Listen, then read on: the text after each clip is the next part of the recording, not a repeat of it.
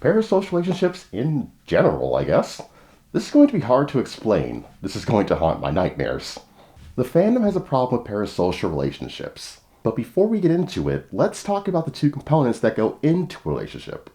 Information and balance. Information. Information is facts about you. Facts that create a portrait of you so that folks can best interact with you. Traditionally, information is kept private and given out sparingly to appropriate parties if and when needed. Your name, your age, your job, your location are all things you probably don't just give out to anyone. It's private information. Balance. Having even amounts of information is what goes into a regular relationship. I know your name, you know my name. I know your age, you know my age. I know your problems, you know my problems. It goes back and forth. The balance between exchanges of information is how relationships are defined. Your doctor probably knows a lot about your health, but you probably don't know much about theirs. Your friend probably knows a lot about what you enjoy, and you probably know a lot about what they enjoy. Your parents know a lot about your childhood, and you may or may not know a lot about theirs. Each individual has a different portrait of you, then you likely have an appropriate portrait of them to foster the relationship that you have with them. So now that we know about information and balance, what is a parasocial relationship? A parasocial relationship is one where the balance is off and information is given to a party the information owner is likely not aware of.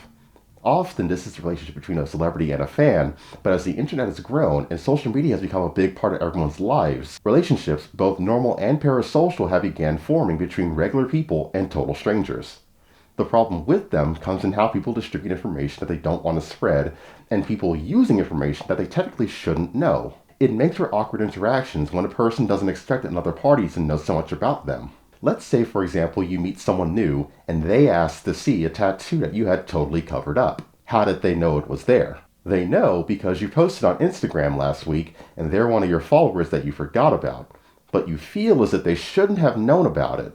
Nonetheless, it makes you uncomfortable. What should be done? Well, there are things that should be done on both sides of a potential relationship.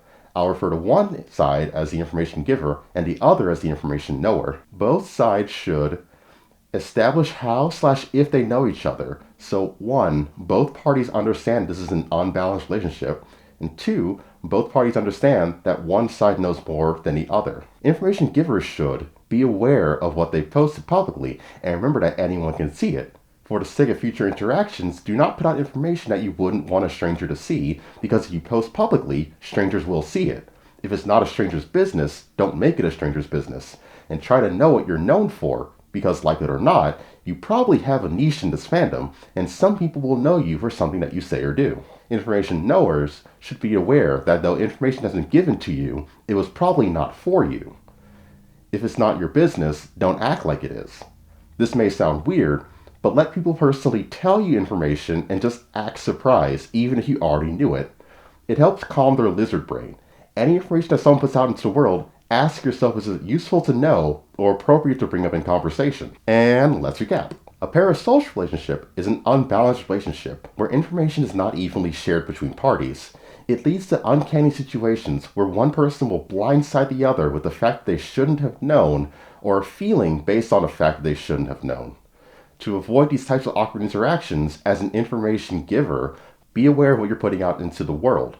People will talk at you or about you for it. As an information knower, remember that you are a total stranger and you should avoid triggering someone's fight or flight by knowing information before they personally tell you it. Hopefully this information will help foster better and healthier interactions and help avoid awkward ones. Thanks for watching.